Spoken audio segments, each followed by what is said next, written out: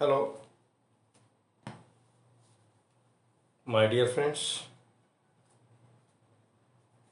मेरे प्यारे बच्चों। मैं हर एक बार लेक्चर में ये कहते आ रहा हूँ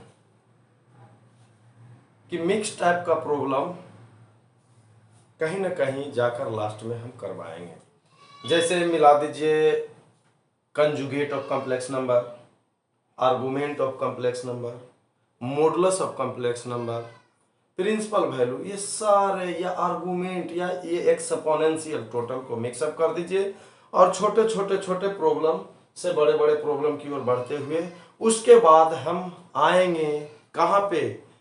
इसके बाद हम लास्ट में आ जाएंगे ये cubic root of unity, nth root of unity, उसके बाद locus of a complex number. ये मेरा सोच था जो कि आज हम इस लेक्चर में लेकर आए हैं, छोटा सा न्यूमेरिकल कि what is the conjugate. Properties भी मैंने दे चुका हूं।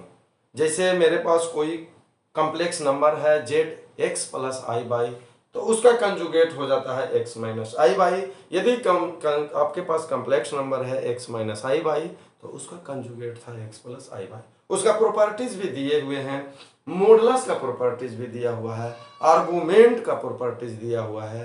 कहीं ना कहीं इस प्रॉपर्टीज को आप बैक जाके पिछले लेक्चर में देखकर उसको मेमोराइज करिए और सीधे न्यूमेरिकल की ओर आप आ जाइए। तो इसमें कह रहा है कि what is the value of conjugate और modulus of the complex number. जो कॉम्प्लेक्स नंबर दिया हुआ है उसका कंजुगेट क्या होगा, जो कॉम्प्लेक्स नंबर दिया हुआ है उसका मॉडुलस क्या होगा। तो मान लेते हैं जो दिया हुआ कॉम्प्लेक्स नंबर है उसको मान लेते हैं। मान लिया कि दिया हुआ कॉम्प्लेक्स नंबर 3 माइनस 2i है और 3 प्लस 2i है और 1 प्लस i है। यानी इस कॉम्प्लेक्स नंबर का कंजुगेट निकालना है।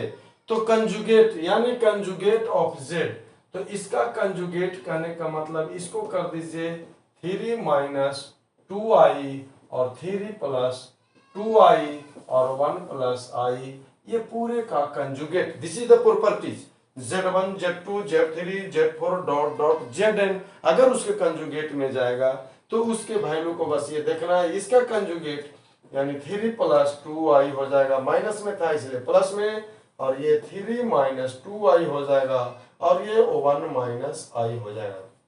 इस दोनों को देखिए a plus B into A minus B, a plus B into A minus B का फॉर्मूला हम अलजेब्रा में भी पढ़ चुके हैं। ये 8th क्लास में भी जहां भी देखिए इसका चर्चा आया है। a plus B into A minus B is equal to A square minus B square. तो यहाँ पे आप आइए, a कौन है भाई, तो 3 का स्क्वायर ए स्क्वायर माइनस बी स्क्वायर यानी 2i का स्क्वायर, इसको होल ब्रैकेट कर दिए और उस साइड से आइए 1 माइनस i। तो इसका हम अगर कर रहे हैं ए स्क्वायर का मतलब 3 तिया 9 और ये बी स्क्वायर का मतलब 4i स्क्वायर और इस वैल्यू को 1 माइनस i। ध्यान रखना है अगर सिंगल टर्म होता तो हम इसको ब्रैकेट छोड़ देते, लेकिन यहाँ पे 2 टर्म आ रहा है इसलिए इसके ब्रैकेट में हम ले लिए। जहां तक बच्चे लोग यहाँ पे ही गलती कर देते हैं, बस इसको लिख दिए और इस तरह का छोड़ दिए, उस कंडीशन में मिस्टेक हो जाता है। अब आई स्क्वायर, आई का वैल्यू जो होता है कितना, i is the unit of complex number, हम जानते हैं आई स्क्वायर बराबर -1। तो यहाँ पे ये वैल्यू हो जाएगा 9, आई स्क्वायर इज इक्वल टू -1, तो माइनस माइनस प्लस यानी 9 प्लस 4 और 1 minus I is equal to 13 into 1 minus i. यानी कंजुगेट ऑफ कॉम्प्लेक्स नंबर, इस कॉम्प्लेक्स नंबर का वैल्यू ये मिला। अगर अब मॉडुलस की बात करते हैं, मॉडुलस निकालना है, क्या निकालना है, मॉडुलस यानी मोड ऑफ वैल्यू। यदि आपके पास z is the complex number जिसका वैल्यू x प्लस आई बाई, तो उसका मॉडुलस होता है square root of x square plus y square. यानी इसको पहले नोट कर लें।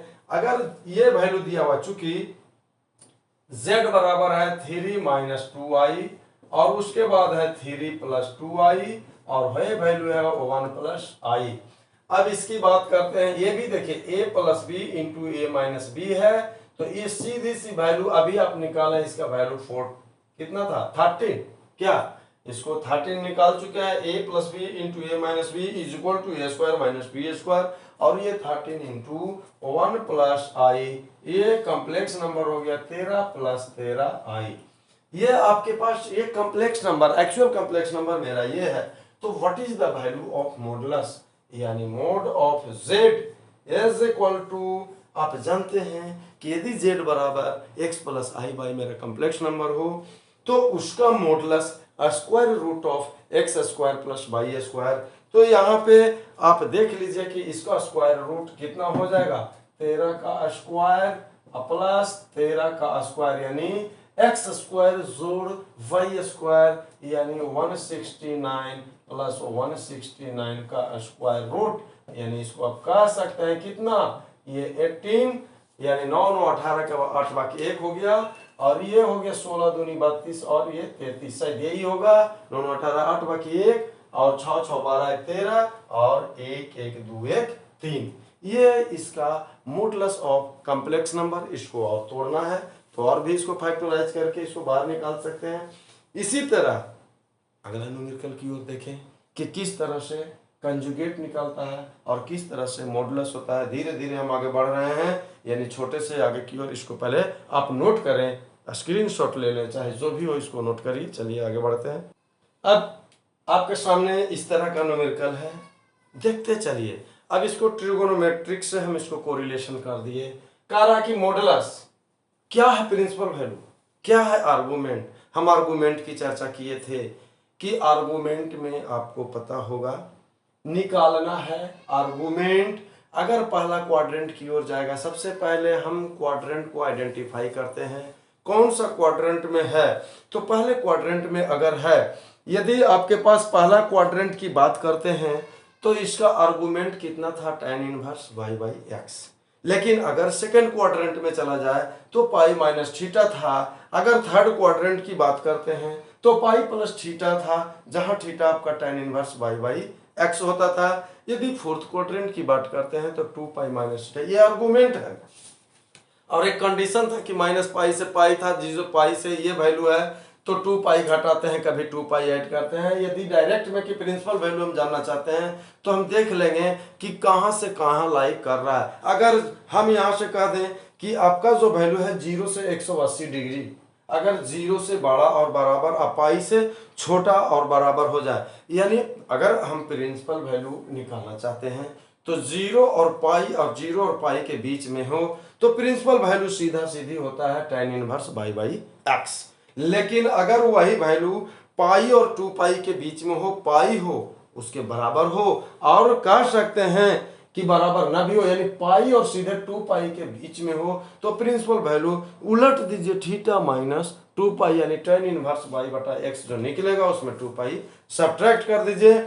और यदि 2 पाई और माइनस पाई के बीच में हो, minus 2 pi less than equal to, और ये उस कंडीशन में हो तो थीटा प्लस 2 पाई होता है। तो सबसे पहले हम मॉडुलस जानने के लिए इस कॉम्प्लेक्स नंबर है क्या, तो दिया हुआ कॉम्प्लेक्स नंबर पहला में माना कि दिया हुआ कॉम्प्लेक्स नंबर 5/2 और ये cos 300 डिग्री और प्लस आई साइन 30 डिग्री। ध्यान रखिए एक्सपोनेंशियल फॉर्म में, पोलर फॉर्म में, जो भी हम एक्सपोनेंशियल फॉर्म में आते हैं, ट्रिगोनोमेट्रिक फॉर्म में आते हैं, तो अभी तक हम पढ़े थे cos थीटा प्लस आई साइन थीटा। तो cos थीटा प्लस आई साइन थीटा, यहाँ पे cos थीटा प्लस आई cos थीटा, तो उसको कंडीशन में हम साइन के रूप में कॉम्प्लेक्स नंबर जो जानते हैं z equal to x plus I by. अब त्रिकोणमेट्रिक फॉर्म में क्या होता है, cos थीटा प्लस आई साइन थीटा। तो हम सबसे पहले इसको कोरिलेट कर दे 5/2, cos 300 डिग्री को हम लिख सकते हैं cos 360 degree minus 60 degree plus आई साइन 30 डिग्री, जिसका वैल्यू हम नहीं जानते। इसको तो हम जानते हैं 37 का मान होता है 1/2। cos 360 इवन मल्टीपुल हो गया, ये 360 माइनस, ध्यान रखिए even multiple minus theta is equal to जस का तस, यानी cos 180 minus theta cos theta, sin 180 minus theta sin theta, tan 180 minus theta tan theta, cos 360 degree minus theta cos theta, tan 360 degree minus theta tan theta.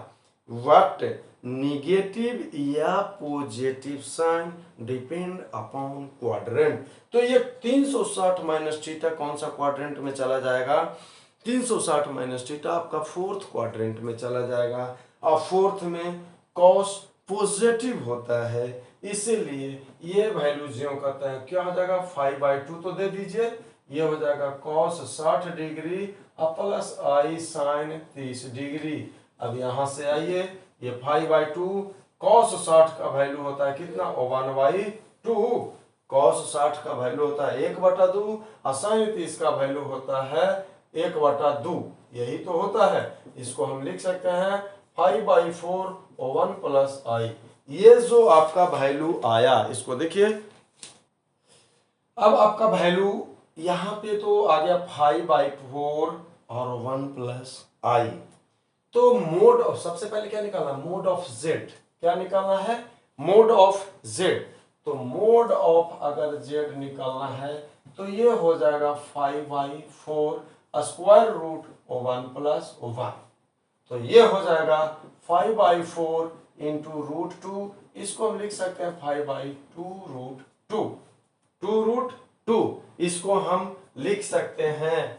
अब रही बात, अब यहां पे या डायरेक्ट इसके फॉर्म में ले आइए, ट्रिगोनोमेट्रिक फॉर्म की बात अगर करते हैं तो हम इसी को थोड़ा सा, ये तो मेरा मोड ऑफ जेड आ गया, लेकिन अब principal argument of complex number, principal argument, तो उसका वैल्यू कैसे निकालेंगे भाई? देखिए, ये जो मेरा z है, ये z है 5/2, और इसी को हम अगर ऐसा कर दें, ये अगर यहां पे ये चीज कर दे, क्या कर दे, देख लीजिए, इसको हम कोरिलेट करते हैं, 2 को लिख सकते हैं √2 into √2 plus I divided by √2 into √2। इतना लिखने में कोई दिक्कत नहीं है, क्योंकि 2 को हम लिख सकते हैं √2 इंटू √2, और जेड आसानी तरीका के लिए √2 बाहर निकालते हैं तो 5/2 √2 और 1/√2 प्लस आई बाई √2, और 1/√2 को हम cos थीटा और sin थीटा में अगर हम कोरिलेट करते हैं तो z बराबर होगा 5/2 √2, इसको लिख सकते हैं cos π/4 प्लस आई साइन π/4। अब चूंकि theta belongs to -π to pi, theta कहाँ के बीच में है, -180 डिग्री से 180 डिग्री के बीच में, इसीलिए principal value of argument, principal argument जो हो जाएगा is equal to π/4, that is the answer. कितना हो जाएगा ये, क्योंकि अगर -π से π के बीच में हो जाएगा तो प्रिंसिपल आर्गुमेंट सिर्फ और सिर्फ थीटा होता है, जहां यहाँ पे theta π/4, that is the answer of this question. तो नेक्स्ट इसको नोट करिए, अगला क्वेश्चन की ओर हम अगर बढ़ते हैं, ये क्वेश्चन दे दिया है cos 70 प्लस आई cos, जबकि हम जानते हैं cos थीटा प्लस आई साइन थीटा, इसको नोट कर लीजिए। दूसरा जो इसमें न्यूमेरिकल आपके पास है, सेकेंड न्यूमेरिकल में जो कह रहा है, क्या कह रहा है, cos 70। अब मान लेते हैं कि यहाँ पे z मेरे पास जो कॉम्प्लेक्स नंबर है cos 70 डिग्री है प्लस आई cos 20 डिग्री है। हम इसको लिख सकते हैं cos 20 यानी cos 70 डिग्री प्लस आई साइन, इसको लिख सकते हैं 90 डिग्री माइनस 70 डिग्री, इसको हम लिख सकते हैं 90 डिग्री -20 दे दीजिए, तो साइन 90 माइनस थीटा बराबर होता है cos थीटा। हम इसको लिख सकते हैं क्या, या नहीं लिख सकते हैं? देख लीजिए इसको क्या करना है, आगे इसको देखिए, इसको देखा जाए तो यहाँ पे साइन 90 माइनस थीटा, लेकिन 90 में से 20 डिग्री अगर करते हैं तो ये 70 डिग्री, दैट्स रॉन्ग। तो यहाँ पे कितना देना है, 20 डिग्री लाने के लिए 70 डिग्री। तो यहाँ पे z बराबर हो गया cos 70 डिग्री प्लस आई साइन 70 डिग्री। यहां तक तो क्लियर हो गया मेरी बात। यहाँ पे जब cos 70 डिग्री प्लस आई साइन आपके पास 70 डिग्री हो गया, अब यहाँ पे मोड ऑफ z निकालना है, तो मोड ऑफ अगर z निकालना है तो इसको क्या कर सकते हैं, square root of cos square 70 degree plus sine square 70 degree. चूंकि z is equal to x plus i y होता है तो उसका मॉडुलस वैल्यू होता है under root x square plus y square और sine square theta plus cos square theta is equal to 1, यानी modulus value इस कॉम्प्लेक्स नंबर का एक आया।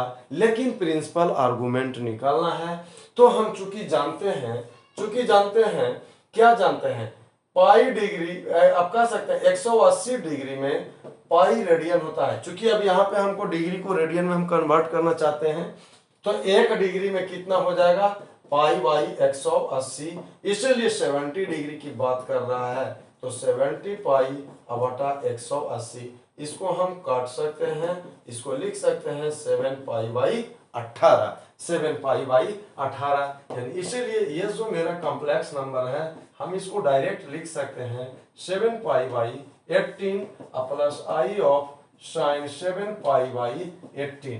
अब इसको प्रिंसिपल आर्गुमेंट कितना होगा, that's angle is 7 pi by 18, ये माइनस पाई टू पाई के बीच में है। कितना है, माइनस पाई और पाई के बीच में, यानी आप करके देख सकते हैं पाई का मान अगर 180 डिग्री है तो इसको आप कैलकुलेट करके जिस तरह से कैलकुलेशन करिएगा तो ये 70 डिग्री और 70 डिग्री माइनस 180 और 180 के बीच में है, इसीलिए प्रिंसिपल आर्गुमेंट सिर्फ और सिर्फ थीटा होता है। इसीलिए यहाँ पे कह सकते हैं principal argument of z is equal to 7 pi by 18, that is the answer. अब इसको नोट करें। अब अगला न्यूमेरिकल उस कुछ प्रॉपर्टीज से हम चलते रहते हैं, कुछ प्रॉपर्टीज से चलेंगे और आप देखिएगा इसको।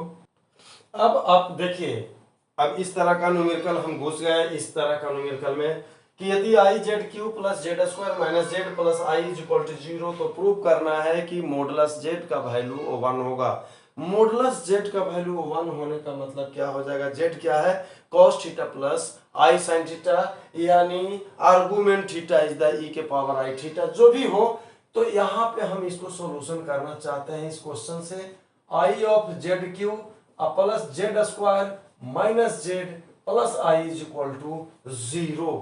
यहाँ पे इस और इसमें ये तो वैल्यू को हम छोड़ देते हैं, हम इसको लेकर चलते हैं, इसको हम कोरिलेशन करते हैं। इसमें अगर इस और इसके लिए आई जेड अगर कॉमन ले, आई जेड स्क्वायर ले लेते हैं क्योंकि यहाँ पे जेड स्क्वायर है, आई जेड स्क्वायर अगर कॉमन लेंगे तो आई तो यहाँ पे कॉमन जेड स्क्वायर तो बच जाएगा यहाँ पे जेड, लेकिन यहाँ पे क्या बचेगा, यहाँ पे माइनस आई दे सकते हैं या क्या देख सकते हैं आता है या नहीं, हम पहले चेक कर लें। जो भी हम क्वेश्चन को मॉडिफाई करना चाहेंगे तो वो अंत में जो दिया हुआ ओरिजिनल वैल्यू है उसके बराबर होना चाहिए। इससे इसको गुना करेंगे आई जेड क्यू, लेकिन आई से आई स्क्वायर और वाई स्क्वायर बराबर -1 और माइनस माइनस प्लस, और this is the Z square.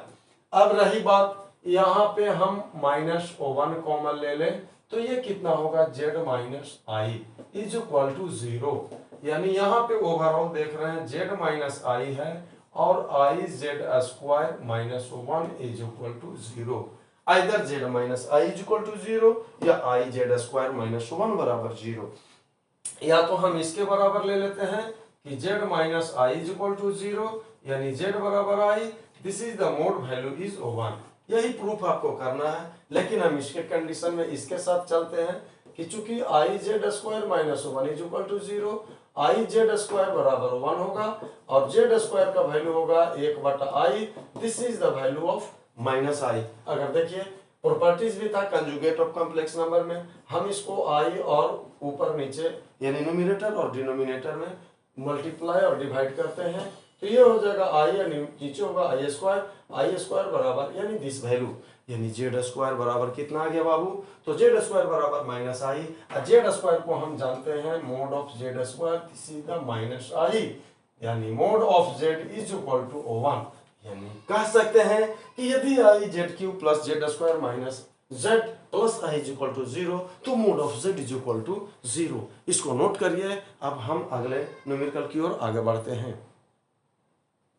अब देखा जाए क्वेश्चन क्या कर रहा है, क्वेश्चन कुछ नहीं कह रहा है लेकिन कह रहा है, लेकिन मेरे प्यारों मित्रों, मेरे प्यारे बच्चों, आप लेकिन इस चैनल को जरूर सब्सक्राइब करिएगा जो नए रूप से हैं, वॉच जरूर करिएगा वीडियो, और सही तरीके से मायने में कमेंट जरूर करिएगा आपको जो भी लगता है।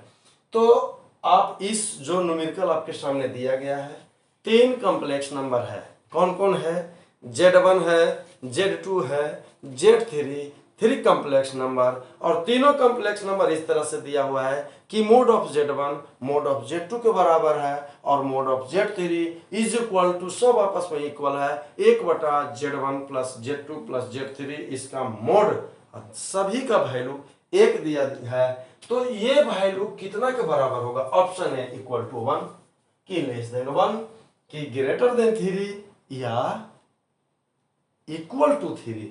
तो सबसे पहले आपके पास दिया हुआ कॉम्प्लेक्स नंबर से आप आगे बढ़िए, चूंकि mod of Z1 mod of Z2 mod of Z3 is equal to 1/Z1 Z2 Z3, ये 1 के बराबर है, या तो ये 1 के बराबर होगा, या तो ये 1 के बराबर होगा, या ये 1 के बराबर होगा, या ये 1 के बराबर होगा। तो यहाँ पे मोड ऑफ Z1 बराबर 1, इसीलिए स्क्वायरिंग बोथ साइड करेंगे, तो मोड ऑफ Z1 का स्क्वायर बराबर 1 का square is equal to 1 by properties of mod of complex number. This is the property, यहाँ पे मोड ऑफ कॉम्प्लेक्स नंबर के प्रॉपर्टी से आ जाइए। Mod of Z1 square is equal to होता है Z1 conjugate is equal to 1, इसीलिए यानी कह सकते हैं Z1 कंजुगेट बराबर 1 Z1 कंजुगेट का मतलब हो गया 1/Z1, या इसीलिए कह सकते हैं Z1 बराबर 1/Z1 कंजुगेट।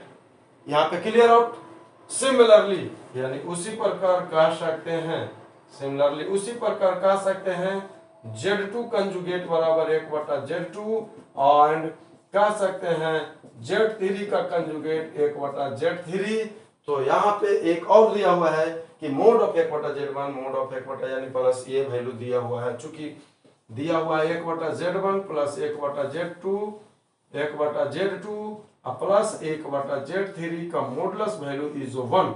अब यहाँ से आइए, चूंकि 1/Z1 अगर कहा जाए तो ये कंजुगेट ऑफ Z1 हो जाएगा, यानी इसी तरह इसकी वैल्यू को हम लिख सकते हैं conjugate of Z1 plus Z2 का कंजुगेट Z3 का conjugate, this is equal to 1 by properties of complex number of modulus of complex number properties की, चूंकि यानी Z है और इसका कंजुगेट का मॉडुलस दिस वैल्यू इक्वल होगा प्रॉपर्टीज ऑफ कॉम्प्लेक्स नंबर से, इसलिए यहाँ पे हम इसको लिख सकते हैं Z1 plus Z2 plus Z3 is equal to 1।